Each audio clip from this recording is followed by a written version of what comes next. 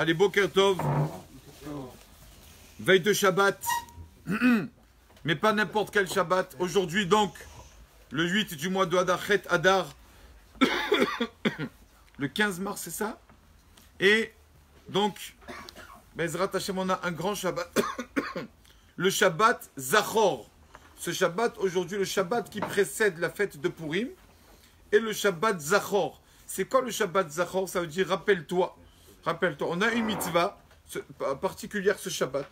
Que beaucoup de rabbanim, décisionnaires dans la Lacha, pensent que c'est une Torah qui est Deoraita, qui est écrite explicitement dans la Torah. Qui disent que, à part d'écouter la paracha, chaque semaine bien sûr d'écouter la paracha, on va sortir un autre Sefer Torah, un deuxième Sefer Torah, on va lire le petit passage de Zachor. C'est quoi Zachor? Rappelle-toi ce que t'as fait Amalek. Rappelle-toi le peuple d'Israël. Le premier ennemi, quand le peuple d'Israël est sorti d'Égypte, c'était Amalek. Et donc, pourquoi on lit ça à leur veille de Purim? Parce que Amalek est un ascendant de Haman. Haman, notre ennemi qui nous a, à Purim, la fête de Purim, a voulu nous exterminer le peuple juif. Comme on va lire là, donc bientôt la fête de Purim, mercredi soir, Bezrat Hashem, si Dieu veut. Haman, qui a voulu l'ennemi numéro 1 du peuple d'Israël, alors on rappelle son ascendant, qui est Amalek. Amalek, la tribu de Amalek, donc c'est le nom d'une tribu qui ont toujours voulu faire du mal au peuple d'Israël, et parce que eux, les premiers, sont arrivés, ont voulu faire la guerre contre le peuple d'Israël, alors les autres ennemis ont pris aussi la confiance et aussi sont mis aussi à attaquer le peuple d'Israël. C'est lui qui a fait en sorte que les autres ennemis se mettent et viennent faire la guerre contre le peuple d'Israël. Le premier, c'est le pire. Comme quelqu'un qui fume. Il fume. Mais qu'est-ce qu'il est en train de fumer? C'est la première fois où il a commencé, son ami lui a dit, viens, je te montre ce que c'est, etc. C'est la première fois, etc., etc. Si vraiment on est concret, on regarde de nos jours la réalité. Rappelle-toi ce qu'a fait Amalek. Est-ce qu'on connaît quelle est la tribu aujourd'hui? La tribu d'Amalek, c'est quel pays aujourd'hui? Quelle ville? Non. Toutes les nations sont mélangées. Donc, on ne sait pas. Alors, qu'est-ce que Amalek? Rappelle-toi, Amalek, c'est qui ce Amalek maintenant de nos jours? De nos jours, notre Amalek, c'est notre pire ennemi. C'est notre cher, mauvais, Yetzer Hara, le mauvais penchant. Se rappelle la mitzvah d'une personne, quand une personne va venir Shabbat et va écouter la paracha de Zachor, rappelle-toi, c'est surtout se rappeler le Yetzer Hara, le mauvais penchant. Quand une personne sait qu'il a un ennemi qui, Baruch Hashem, ne s'arrête jamais de travailler. C'est pas un ennemi comme en France, les jours fériés, et il y a ça, il y a tel jour, et il faut des vacances, les vacances de Pâques, avril, fin d'année. Il n'y a pas. Notre ennemi, le Yetzer Hara, travaille 24 heures sur 24. Tout le temps. On a cet ennemi-là qui veut nous faire trébucher, nous faire tomber dans la tour. Alors qu'est-ce qu'il a? Il a plusieurs buts, Baruch Hashem, c'est multifonction. Premièrement, le Yetzer Hara, le Satan, donc force du mal, on le dit tous les jours. Dans la prière de Harvit, Ve'aser à Satan, minefanenu ou ma'acharenu. Enlève le Satan d'avant nous et d'après nous. Qu'est-ce que veut dire cette phrase d'avant nous et après nous? Le Satan, avant de faire une faute, il nous dit, vas-y, fais, vas-y, tombe. C'est pas grave, tu fais tchouva après, tu vas à Kippour, tu t'habilles en blanc, c'est bon. Tu peux tout faire. Avant de faire une faute, il veut nous avoir. Et après avoir fait la faute, la charenu, il dit, ah, tu as vu? Comme vraiment tu es bidon, tu es tombé en plein dans le mille. Tu sais comme je t'ai fait trébucher. Et l'homme est triste. Et le Yetzer Hara, il aime la tristesse. Toujours. Et il ne faut pas de tristesse, sinon il faut essayer le maximum d'être toujours joyeux. Donc c'est ça, on enlève le Satan avant et après nous. Il y a encore le Satan, qu'est-ce qu'il fait? Avant, c'est-à-dire quand on est jeune, tout ça, ça va, ne fais rien, tu as le temps, tu as 120 ans, ne fais pas la Torah mitzvot. À peu près 80 ans, tu feras tchouva comme ça, tu iras à la synagogue, tu mettras les tefilines, tu aimeras tes bougies du Shabbat. Toujours il nous dit, c'est pas grave, vas-y, tu as le temps. Et après, à la fin, quand on arrive à un certain âge, qu'est-ce qu'il lui dit? Comment il travaille? Ça y est, c'est trop tard. Tu as vu, maintenant tu te mets. Tu as raté. Ça y est, tu as vu l'âge que tu as ou pas? Tu ne peux plus rien faire. Il fallait quand tu étais jeune, tes enfants, et maintenant c'est trop tard, tes enfants ils sont grands. Toi tu es comme ça, tu n'as pas fait ça, j'ai raté. Le Yetzer Hara, il veut nous dire, j'ai raté. Il n'y a pas. Rabotai, la mitzvah de ce Shabbat, c'est ça. C'est de ne jamais abandonner. Et de savoir que même si on a n'importe quel âge, c'est vrai, il ne faut pas repousser à plus tard, à trop tard. C'est ça. Dieu, Hachem a dit à Moshe, Ilachem bar Amalek va faire la guerre contre Amalek, Machar, demain. Le Tzara, il nous dit, ça va, demain, comme le régime, demain, demain, demain, demain, demain. Il ne faut pas repousser. Mais même si une personne est arrivée à un certain âge, à une certaine situation familiale dans la vie, jamais il faut dire j'ai raté, c'est trop tard. Après tout ce que j'ai fait, mes erreurs, je ne peux plus. Jamais. Toujours réparable. Tant qu'on est Baruch Hashem vivant, c'est réparable. Et donc, voilà, première chose. Jamais abandonner. Jamais repousser, c'est vrai, mais jamais abandonner. N'importe quel âge, Kadosh Baruch Hu, chaque mitzvah qu'une personne fait, il efface le nom de Amalek. Comme ça disent nos sages. Toutes les mitzvot qu'on fait, on efface. Le Yitzhara, qu'est-ce qu'il veut? Ce Amalek, qu'on ne fasse pas de mitzvot. Quand une personne fait mitzvah, alors, il efface le nom de Amalek. Il y avait un rave, je crois que je me rappelle, c'est quel rave qui est dans le mikvé. Et il me faisait s'élasser. On sait qu'il y a la mitzvah, quand on met les chaussures, on met d'abord la chaussure droite, parce que toujours on a la droite d'abord. Après, on met la gauche. On attache lacet gauche. Pourquoi on attache d'abord lacet gauche? Parce que les téfilines, on attache sur la gauche les téfilines. Alors aussi la chaussure, pour attacher, on attache d'abord lacet gauche, après lacet droite. Et un rave qui a fait une fois ça au mikvé, et il dit, il disait, il marche chez moi, que son nom soit effacé. Il marche chez moi en hébreu, ça veut dire que c'est comme une malédiction qui meurt, quoi. Alors son élève lui dit, Rabbi, qu'est-ce qui vous arrive? Qu'est-ce qui vous a fait du mal? Il m'a dit, non, chaque mitzvah que je fais, des fois je dis, il marche chez moi. Son nom soit effacé, le nom de Amalek. Quand je fais des mitzvot, j'efface le nom de Amalek, j'efface son nom. C'est pour ça que je dis ça. Et donc, nous dit Rabbi Nachman, une belle histoire de Rabbi Nachman pour Shabbat, mais essayer de raconter de Rabbi Nachman qui raconte qu'il y avait un couple de personnes qui, justement, ont fait teshuva, se sont repentis. Et quand une personne veut avancer vers la Torah, s'il croit que c'est facile, il faut laisser tomber. Il y a toujours des épreuves quand on commence, on va avancer et tout. Le Yitzhara, il fait tout. Il sort toute l'artillerie pour voir si vraiment on va rester dans la Torah. Et donc, il y avait un couple qui Baruch Hashem, commençait à se mettre dans la Torah, doucement, doucement. Et ce beau couple-là, les enfants commencent à mettre la kippa, etc., à la synagogue. Et le Yitzhara, donc, qui les attaque. Et qu'est-ce qu'il fait? Il fait en sorte, il essaie de faire en sorte que ces personnes s'appauvrissent. Et moins de travail. Comme ça, ils ont dit, attends, depuis qu'on est dans la Torah, on a moins de travail. Laisse tomber, on ne va pas rentrer dans la Torah. Et donc, on voit le couple comme ça et tout. Et la pauvre, la femme, qui dit à son mari, écoute, c'est pas facile. Depuis qu'on a commencé à faire le Shabbat et tout, ça va pas. Il manque. Ne t'inquiète pas, ma femme. C'est les épreuves. Le Yitzhara, il va nous faire trébucher. Et on a Kadosh Baruch Hu. Kadosh Baruch Hu, c'est lui qui nous donne à manger. Et donc, la femme, on sait que la femme est un peu plus influençable que l'homme. Et la femme va au marché un jour de semaine et entend toutes les femmes qui parlent. Tu as vu ça? Tu dis, oui, moi aussi j'y étais, toi aussi. Oui, c'était toutes les femmes. Donc, on rend compte qu'il y a un voyant comme un médium de nos jours. Et qu'est-ce qu'il fait ce voyant? Quand la personne arrive chez lui, il lui dit, écoute, dans quelle branche il doit travailler pour réussir? Où se trouve la clé de la réussite pour cette personne? Toi, plombier, toi, rabbin, toi, etc.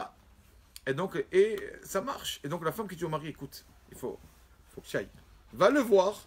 Il te dit, oh, tu vas à la branche que tu dois choisir, l'informatique ou je sais pas, comme ça, on gagne de l'argent. Je dis, non, ma femme, on a une mitzvah, Tamim, Tiye, Machem, Lokecha.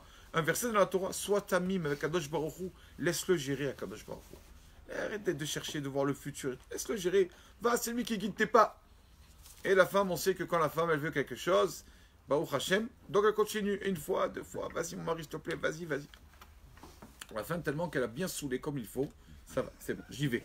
Je vais y aller demain, laisse-moi tranquille. Il va le lendemain, il va, et il va voir ce médium-là, à contre-cœur, mais bon pour sa femme, et il voit comme ça dans sa petite boule, là, il voit dans le café, je sais pas ce qu'ils font, il regarde, tu sais quoi, j'ai trouvé ta branche, mais je vais pas te la dire, tu vas pas le faire, mais si tu fais ça, tu vas bien réussir.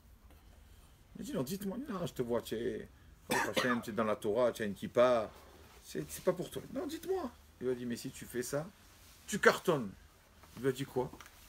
Il lui a dit, voleur, va voler, va cambrioler, va. Là, tu vas bien réussir.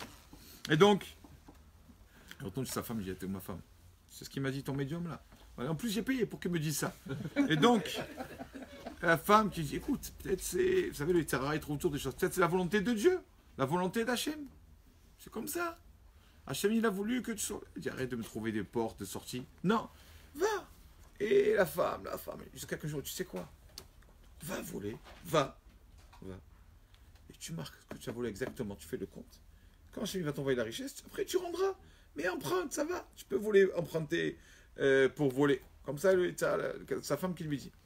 Et donc il essaye en premier, il commence, il est débutant, il fait un petit magasin dans une petite rue discrète, comme une petite ruelle, et il voit que, bah, Hachem, il y a marqué alarme et tout ça, il essaye, il rentre, il n'y a pas d'alarme. Il dit, Hachem il m'aide, hein, la volonté d'Hachem, pour demander la d'Hachem. Il rentre dans le magasin, il vole, etc., il prend là, il va à la maison, sa femme il dit, ah, tu vois, Hachem il veut comme ça, la volonté d'Hachem, il faut la émouna, mon mari. Hachem il veut que tu voles, il faut voler. Comme ça, mais ça, fait comme ça et tout, une maison, deux maisons. Il dit, attends, Hachem, il veut qu'on avance dans la Torah. Peut-être dans ça aussi, il faut que j'avance. J'ai fait des maisons, des magasins, maisons. Non, maintenant, il faut des grandes villas. Il faut avancer. Et donc, il va, grande villa, etc. Il fait pareil. Il voit que Baruch Hachem, il trouve des enveloppes posées et tout ça. Ah, Kadosh Baruch Hu. Excuse-moi, Hachem, je ne savais pas jusqu'à maintenant, je ne l'ai pas fait. Excuse-moi. Bon, je suis là, c'est ma mission dans ce monde. D'accord, Hachem, je le fais. Et il vole. Et il rencontre un grand voleur, Baruch Hachem, un maître, son rabbin. Et donc, il lui dit, écoute, qu'est-ce que tu fais des maisons, les magasins? Vas-y, va, il faut toujours avancer. Il dit quoi? Oh, dites-moi, donnez-moi, Rabbi, des leçons.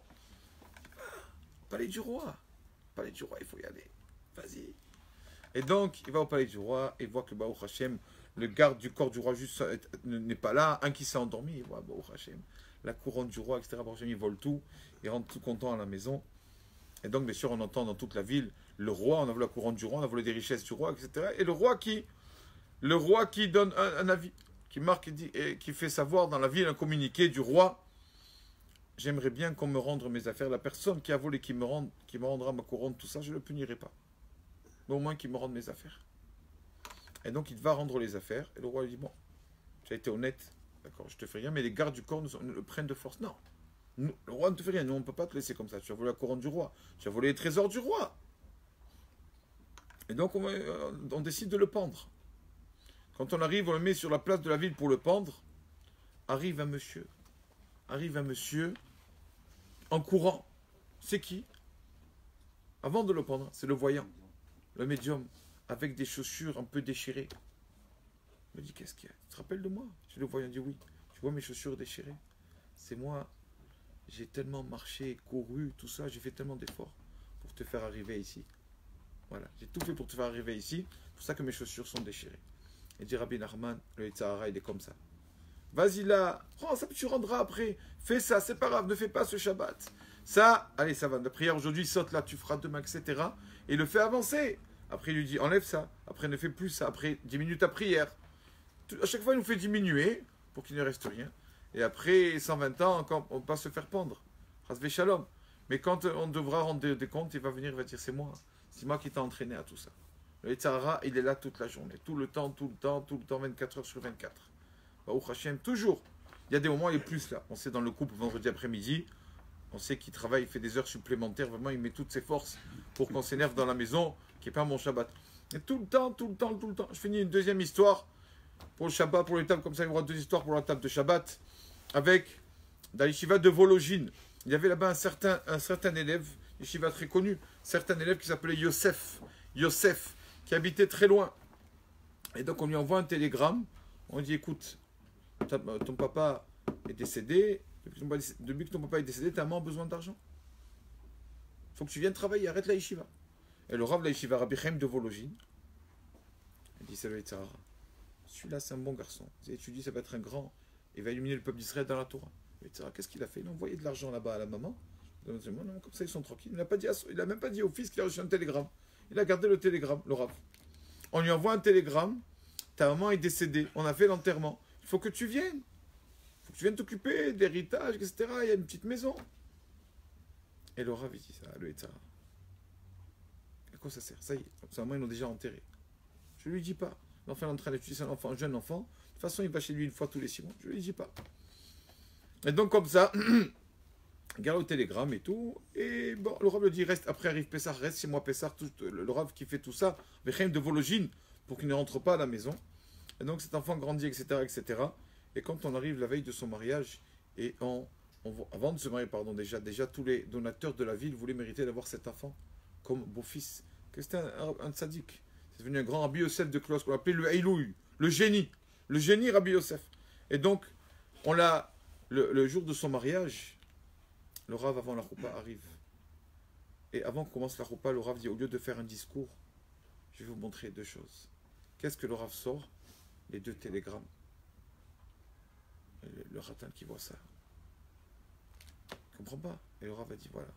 Aujourd'hui, tous les donateurs de la ville se sont disputés, ont bataillé pour mériter d'avoir un beau-fils comme ça, Rabbi Yosef de Sklosk, qui finalement a écrit beaucoup de livres pour le peuple d'Israël. Voilà le Yetzer Hara. Le Yetzer Hara a bataillé, a donné toutes ses forces. Et moi, je savais que c'est le mauvais penchant qui voulait pour l'empêcher d'étudier. Alors, j'ai gardé ça pour moi. Regardez ce qui est sorti aujourd'hui. Voilà. Donc, ce Shabbat, Bezrat Hashem, quand tout le monde va venir à la synagogue, c'est bien de venir écouter, dans la mesure du possible, la paracha de Zachor, qu'on se rappelle aussi. Zachor, ça veut dire rappelle-toi. Se rappeler. Zikaron, le mot Zikaron, c'est se rappeler. C'est pour ça que dans le Kiddush, quand on dit le vendredi soir, Zikaron et Maaseh Bereshit, quand on dit le mot Zikaron, on l'allonge un peu. C'est pour avoir une bonne mémoire. Zikaron, dans le Kiddush du vendredi soir. Se rappeler que le Yetzer Hara est toujours là et jamais abandonné. Même si je ne sais pas quel âge nous avons, jamais repoussé trop les choses, c'est vrai. D'accord? Altomar, la Mishnah ne dit pas, quand j'aurai le temps, je le ferai. Peut-être que tu n'auras pas le temps. Comme ça dit la Mishnah. Mais aussi, même si on arrive à un certain âge, à n'importe quel âge, ne pas trébucher dans le piège du Yetzer Hara, du Yéhouch, d'abandonner, d'être triste et dire, bon, ça c'est trop tard. Il n'est jamais trop tard. Quand on Bezrat Hashem, on connaît l'ennemi, alors on peut aller à la guerre, on peut, bien sûr, sortir gagnant de cette guerre contre le Yetzer Hara. Baruch Adonai Le'olam. Amen ve Amen. Rabbi Chamei Akashi Omer, Atash Boroz Akotet Israël. Lefichach.